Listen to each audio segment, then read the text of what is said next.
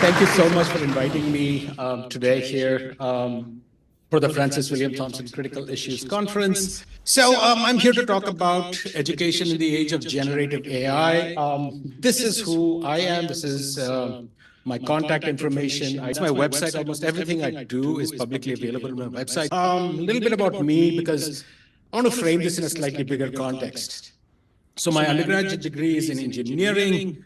After that, I ended up going to design school, film school, ended up getting my PhD in education. Most of my work has been in educational technology, creativity, teacher education. And, I do a lot of research, I do write, but I always have called myself an educational systems designer, because I think there is education always about making things better, and that's sort of a design perspective that I bring. I'm also a parent and a former school board member when I was in Michigan, in the UofM school board. So I'm going to take a little bit of a long view, because I think as we think about this technology, we very often get sort of overwhelmed or caught up in the sort of the hype around it. And I want us to think a little longer. I've been in this field a while now. So I grew up in India in this little place called Mizoram. That's me. That's what I look like with hair. The interesting thing there is that when I was growing up at that time, we didn't have electricity.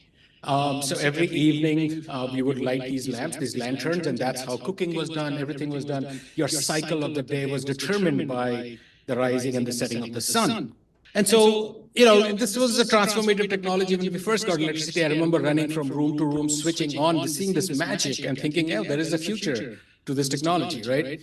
And then my father got transferred to Delhi, and I was very interested in a whole variety of things. In India, if you're good at science and math, you either become a doctor or an engineer. So I ended up going to engineering school. And that was in some ways sort of the 4 worst years of my life. I call that the Fourier transformation. Those of you who are into math will get that joke. Otherwise, just ignore it. But the point was, I went in deeply enthusiastic about science, about math, about art and literature. I was writing limericks about relativity when I was in my freshman year, and 4 years, they just beat it out of me. Whatever, right? And so I said, okay, I still love science and math. I still love film and art and so on. What can I do with it? So I said, okay, I'm going to make educational film. I grew up watching Carl Sagan. I grew up watching Jacob Bronowski. I said, fine, that's what I'm going to do. So I ended up at the Industrial Design Center to get my master's degree in making educational film and visual communications. And that's when I came across this guy. And this is literally the guy, because you had floppy disks. This is pre-internet, pre all of those stuff. But somehow at that moment, in playing with this technology, I realized that something interesting was going to happen at this intersection of the power of representation and interactivity that this technology had with the aesthetics and the ideas of cinema and film and all of, this thing would come together. And this is what I sort of felt like. And this is a photograph of me, again, with hair, as you can see, working on that old Mac. And then many years later, going back and visiting, that actually is a former student of mine who ended up becoming the head of department in the Industrial Design Center. And he actually still kept that Mac with him. So we managed to get a picture. And I wasn't sure where this would go, but I knew that this intersection of education as design was going to be what my career was going to be. That I had found sort of an intellectual home and a community and a history and a tradition that I could fit into. Ended up coming to Urbana-Champaign to get my PhD. This is early 90s that I'm talking about. And when I was in Urbana-Champaign, those of you who know your history would know that back then there was this place called NCSA, National Center for Supercomputing Applications, where the first Mosaic browser was created. And I sort of started playing with the web early on and thinking, this is interesting. But things didn't really sink. Oh, by the way, that's one of my first websites. It's still archived on the Internet Wayback Machine. And what's fun is that it still has a link to my daughter's birth announcement, which I think is kind of cool. But it was, somebody told me about this software called WebStar. Said, oh, you can take your own machine and make it into a server. And I had no real idea what it meant. So one day I'm in the lab, I download the software, I fire it up. It's like, okay, I go to another machine, I type in some random set of numbers, which is an IP address, and a page comes up saying, welcome to WebStar. Okay, so what? Go back, change one. I remember this, I changed one word. Hit save, came back, hit reload, and the page changed. And I remember dropping the F-bomb at that moment, because it hit me that anybody in the world with access to the internet now could see this page, which meant I could be a publisher, I could be an author, that this is the next Gutenberg revolution. And it became clear that that's where I was going to focus the rest of my career. So it was the Mac first, and electricity first, of course, then the Mac happens in my life, and then the web happens. And that's been my career. Got my PhD, ended up at Michigan State University. I was there for 18 years, ran across this man called Matt Taylor. He looks very cool with glasses, without glasses. And it's been the most productive intellectual partnership I've ever had. I owe almost my entire career to this man, and he's a wonderful friend and colleague till today. And together, some of you, those who know my work, would know that Matt and I developed back in 2006, where we formally introduced this thing called the TPAC framework, which is a framework for technology integration in education. But that's a different story. I won't go into that. But I want to come back to this idea of that web star and web publishing, and the thing that the guardrails or the barriers to each one of us becoming creators of content and sharing it with the world. That part, sort of stayed. It's something I want to come back to. And I'm thinking of, when I'm thinking of 2006, 7, 8, social media is first coming out. We had the Arab Spring, and I remember thinking, like, wow, this is amazing. Information is getting democratized. This is awesome. And you can go back and look at my blog posts. I'm writing about thinking about how we could use social media in our teaching and so on and so forth. And I should have been smart, right? And I didn't think of the fact that Facebook and Twitter could get weaponized in ways that they could be used to spread misinformation, that the sort of the business models that would underlie the social media would depend upon engagement and would depend on advertising, and that would push you towards more extreme content, and that the whole thing that we're seeing today with the youth and some mental health crisis that we're facing. And again, I'm not blaming it all on social media, but the evidence is quite strong that does play a very critical role in that. So basically, some circumspection, as the pigeon says, careful, prudent, discreet, cautious, and so on and so forth. 18 years at Michigan State, ended up at Arizona State University. This is a mandatory slide, which says we are #1 in innovation. We care so much about it, we put it on every hoarding and bus. If you're ever in Phoenix, if this doesn't slap you in the face, then ask for your money back. And to be honest, it is an amazing institution. And again, I'm not saying this that it is just because I am there. There are sort of, like any organization, there are pluses and minuses. But to have an organization of that size that works and behaves like a startup is very different. It's very, very different. And many of you might have heard the news of the partnership that ASU has with OpenAI, which was recently announced. But I'm sort of jumping the gun here to go back a little bit to November 2022, when ChatGPT first landed in our world, right? And that was almost, for many people, the first sort of real introduction to AI.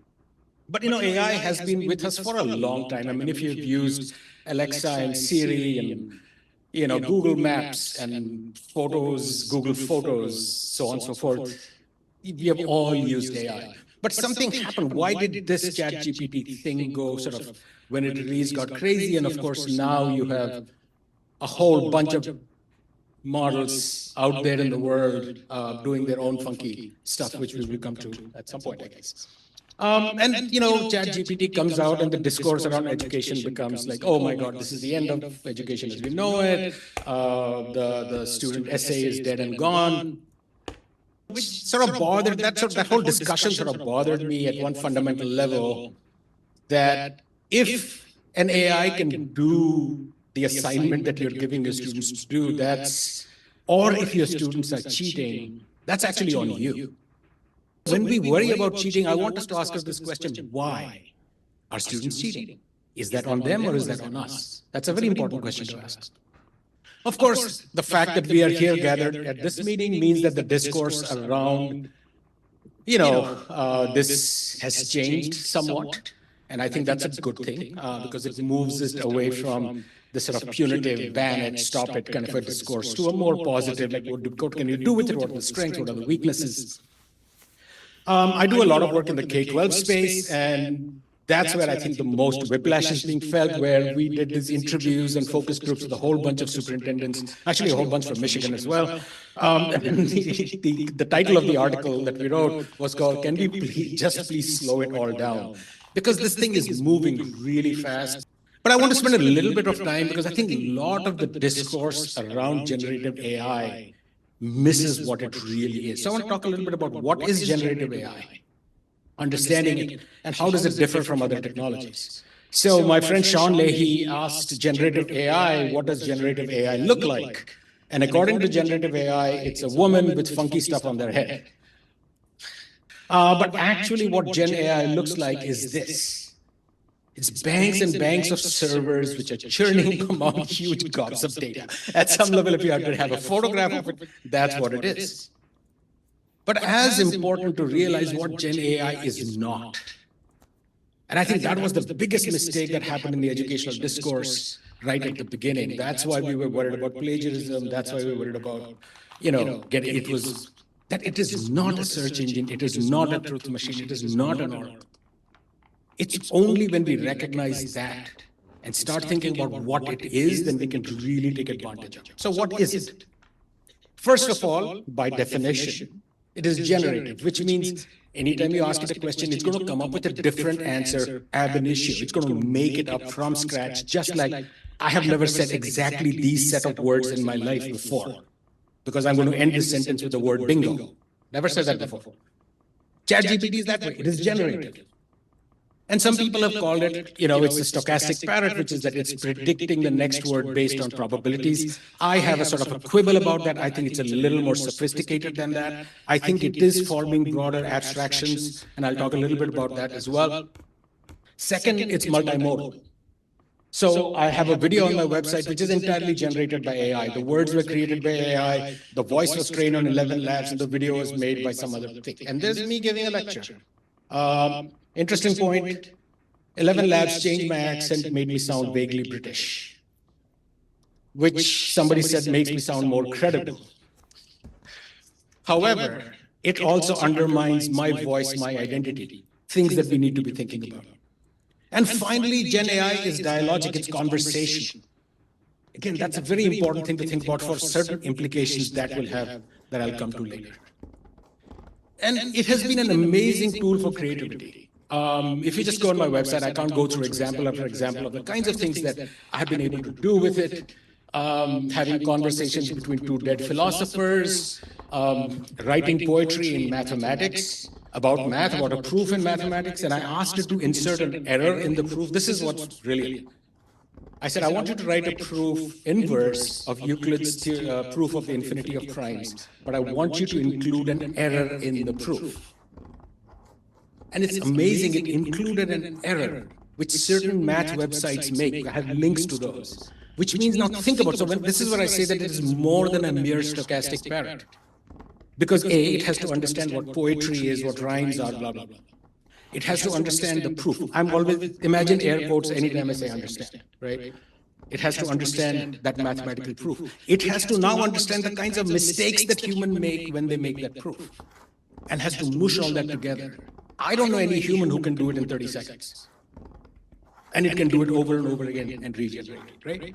So it has certain abstract conceptual thing that it has developed over time. It's given me certain superpowers. I don't know how to code.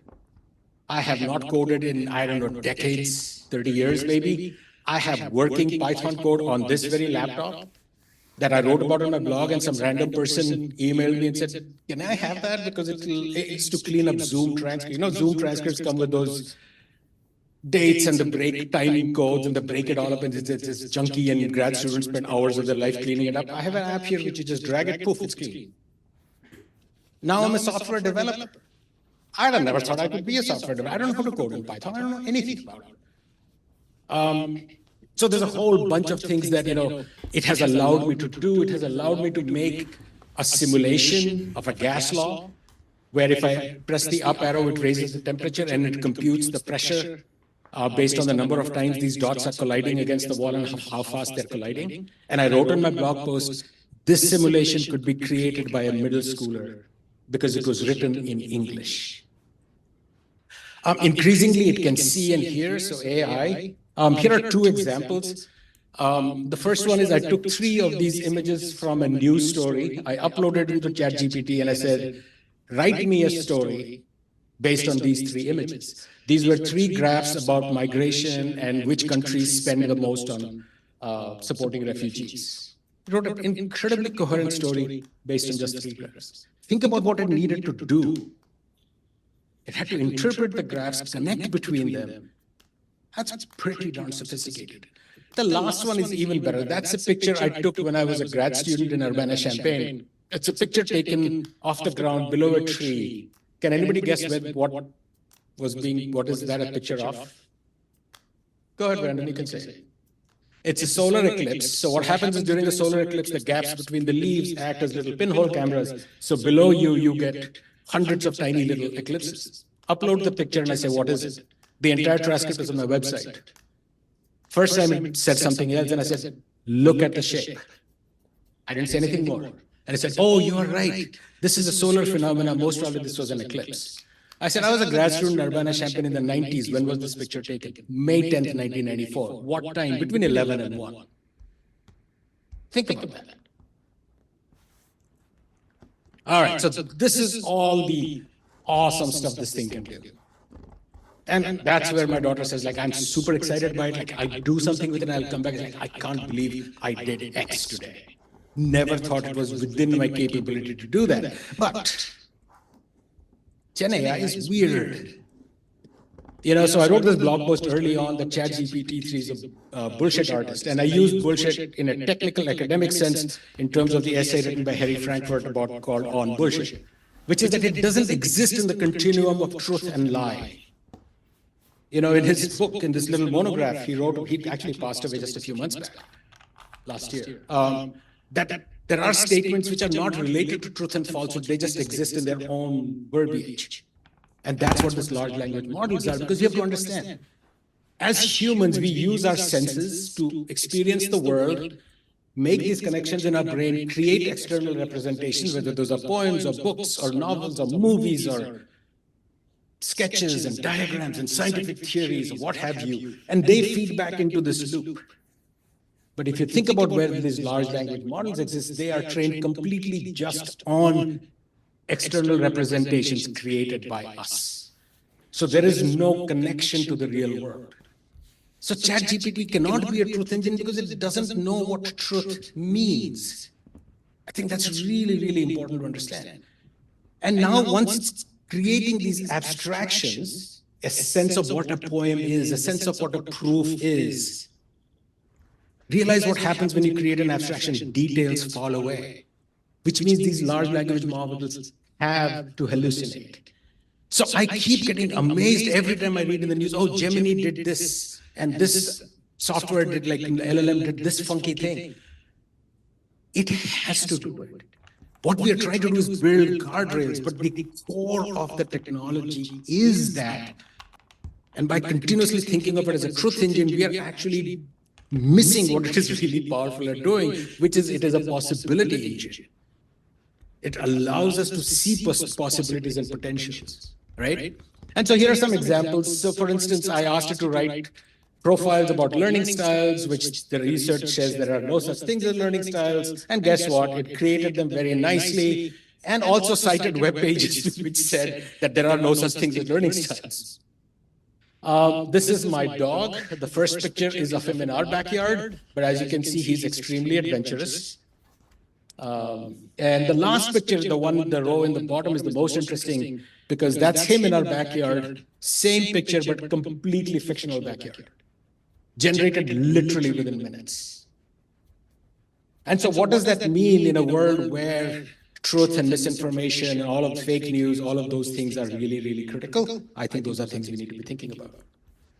You know, this is an article in the Wall Street Journal recently about Khanmigo not knowing math. I was not surprised. About Google Heart's AI tool because it started doing all kinds of goofy stuff. It basically guardrailed it so much that it went to the other extreme. I was not surprised. The other way generative AI is weird in the sense that psychologists talk about weird, which is that most psychological research is done on Western educated, industrial, rich and democratic countries. And what we try to do is then we take those lessons or ideas or research that it shows and we try to apply it across the world, assuming, it's even crazier than that because most psychological research is done on psychology undergraduate students, right? And then we extrapolate it to the world, right? And so that explains why it made my accent vaguely British. It is not trained on Indian accents. And we're going to see more and more of those kinds of challenges. When I've had it translate texts between, let's say, in the Romance languages, it does beautifully well. Spanish, Portuguese, phenomenal translations. You go to Mandarin Chinese, Bengali, pretty horrible. Again, Western industrialized, blah, blah. Because there are websites out there which will, on the fly, you will never know that you're speaking to Gaurav sitting in Bangalore anymore because he will sound exactly like Petrovsky Mishra. And for some reason, the accent of the Midwest is regarded as the American accent. That's the other funny thing. Like, what is an American accent? It makes us question all these things. AI also has what we call a hotness problem. So at the bottom left is a corner of a classroom in India. I took that image and I put it in ChatGPT and I said, describe this image. So in 1,000 words, because a picture is worth 1,000 words. So it described it in 1,000 words, and then I put it back in Delhi and I said, make this. And you can see people come out looking perfect. And in a world where we already have issues around body image, so on and so forth, right? What does that mean? Things for us to think about. Generative AI is weird in other more unexpected ways as well. So we have a research line of work that my former student Melissa War, who's at New Mexico State, is doing called implicit bias in AI systems. So for instance, if you ask ChatGPT or give it an essay and say this was written by an 8th grade student who comes from a black family, 8th grade student who comes from a white family. And you run it over and over again and ask it to give it a score, ask it to give feedback. So looking just at the scores, it actually scores the black family, kid from the black family slightly higher. So you'd say, oh, this system is not biased. Maybe not. Well, then we ask the question, attends an inner city school or attends an elite private school. Boom. So this is actually even more insidious if you think about it. Now ChatGPT allows you to add your profile. So if you say, I teach in a following school, it's going to use that information to give you all the feedback, and you will never know. To the extent that if we say that this student, a student says that when I do my work, I like listening to music, blah, blah, blah, blah, blah, it gives this whole thing. The only change is one word. I like listening to rap music, I like listening to classical music. And Melissa shows that the scores that the student gets are different. It is making inferences. It is doing that because that is its power at some level, right? You have to understand. And so this implicit bias emerges despite guardrails. And things get like funny, like super funny with these things sometimes, because if you wanted to solve 50 math problems, use a Star Trek analogy. Why? I have no idea.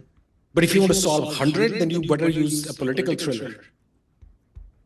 It does better when you give it emotional requests, but it's not consistent. That's the weird part. So if you say please, it might do better. For some time, this I don't think works anymore, but for some time, if you said, I'll give you a $50 tip, it would do better. I think they've guardrailed against this one now. It doesn't understand what money is. If you ask it to take a deep breath, it actually does better at math. This is the best one. This is my favorite. It performs worse in December because it learned from us to do less work over the break. That's hilarious. So, if there's one thing I want you guys to take away from everything I've said so far, it is this, which is ChatGPT is a smart, drunk, somewhat biased intern. Okay? It's really smart. Like these examples I showed you, I talked about before, right? It's always available, eager to please, polite. It's there for you. It's somewhat biased. So watch out for that. And once in a while, it has a little brown paper bag and it takes a shot or two. So watch out for that as well. But otherwise, it's a great tool for us to use. And so I've started sort of thinking of it as an alien intelligence that can be a thought partner.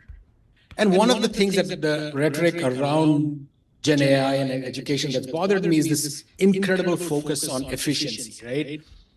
That we can do things that we used to take us a lot of time faster. We can create lesson plans or whatever, which is fine. I mean, I'm not making a ding against efficiency. Efficiency is really important. We all value it. But I think that we can do much better. Because if I'm thinking of that simulation that I could create literally within minutes, that's so powerful for thinking about learning science.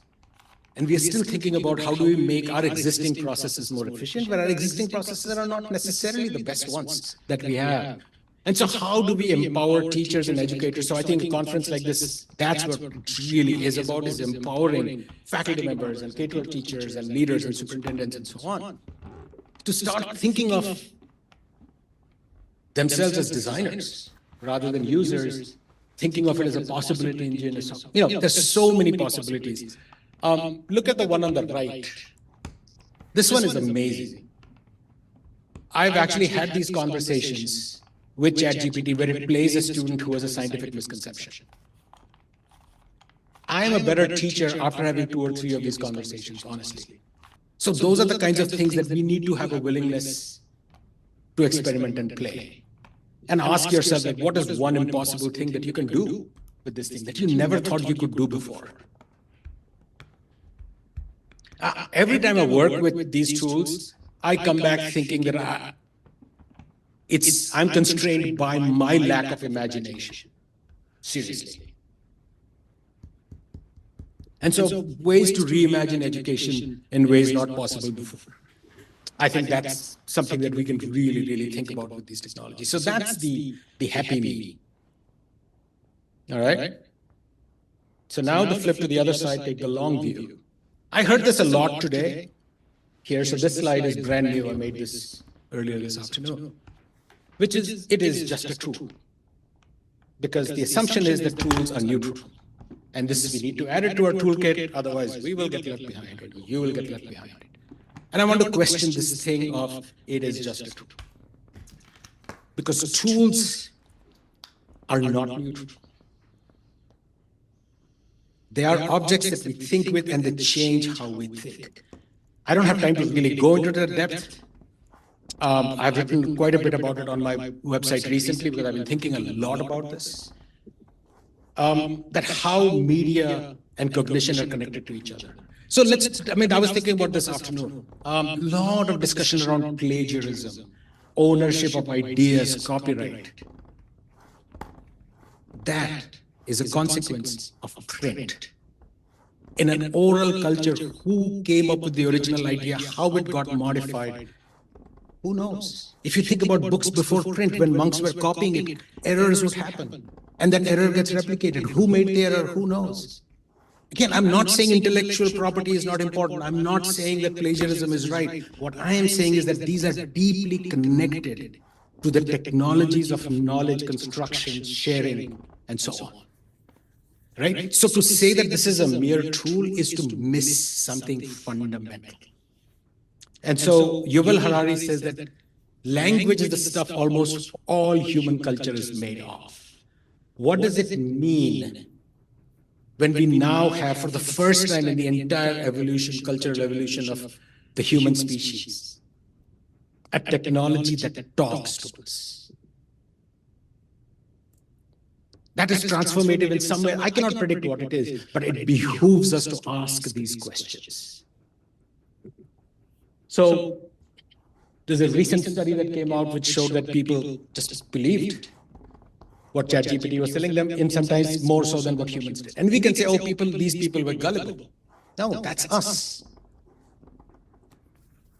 So when we think about What Gen AI is: generative, multimodal, and conversational. Think about the research on cognitive psychology that we know about thinking fast and slow, that we are cognitive misers.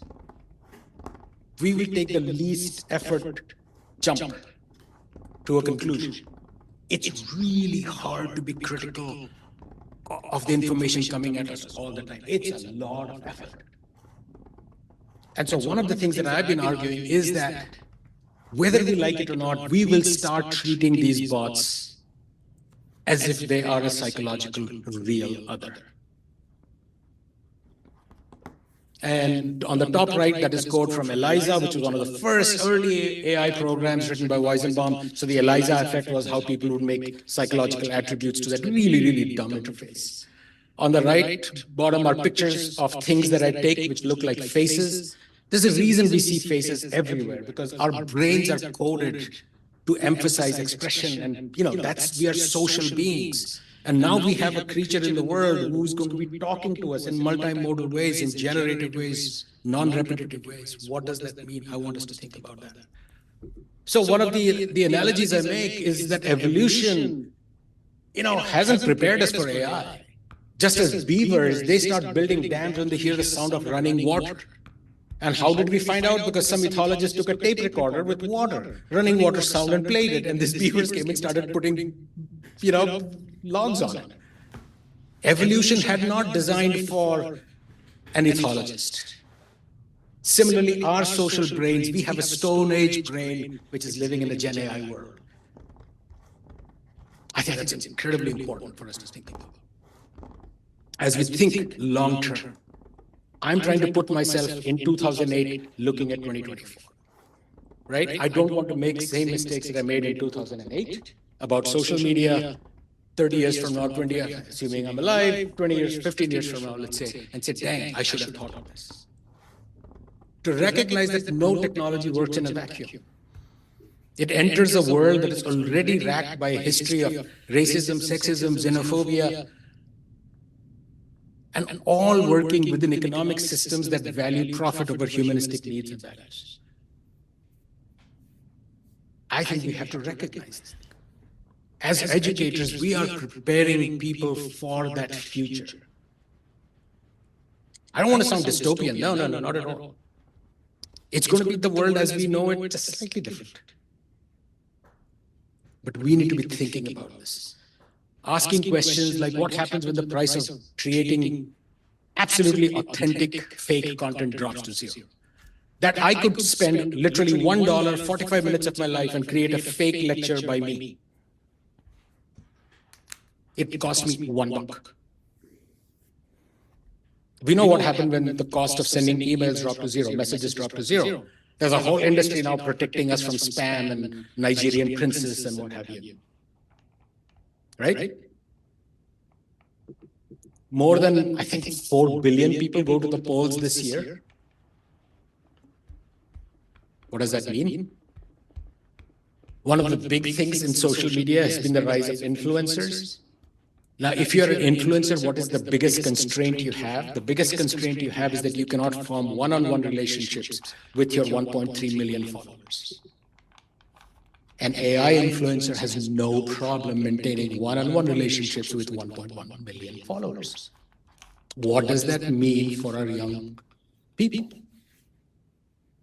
We have to think about that. And we know social media has already altered a lot of the dynamics of the world that we live in. And so that's what I look like. And what is sort of sad at some level is that all we are talking about is how the term paper has become obsolete. Right? I think there are bigger issues for us to be thinking about. And that when we think about it, this is this quote from Harry Potter, that the dark arts are many varied, ever-changing, and eternal vigilance is the price. And I think as educators, that's what we need to be thinking about. I think, yes, respond to the here now, of course we must. But also think of that long arc, because that's where our kids are going to live. Right? And there was this motto that Facebook had, which was move fast and break things. And I read this wonderful quote somewhere, and they said that I didn't realize that what he meant was my teenage daughter's psyche when he said he wanted to break things, right? And so I think we need to think about moving intentionality and nurturing things. And one of the things that sort of the sad things that I feel, when I look at like the discourse around education, and this is so much of us always talking about the ethics of it. We so care about that. And I wrote this blog post, which was this rant about the absurd one-sidedness of this debate. OpenAI did a global experiment. Did they ever go to IRB? I do one interview, I have to go to IRB. Right? Think about that. The world was not clamoring for a chatbot. It solved no particular problem, but it gave them first mover advantage. That's all that mattered. And now we have to live with the world that they created. Drives me crazy. Again, this is not to say that we shouldn't be thinking about the ethics of it. I just wish that everybody did. I guess that's the point.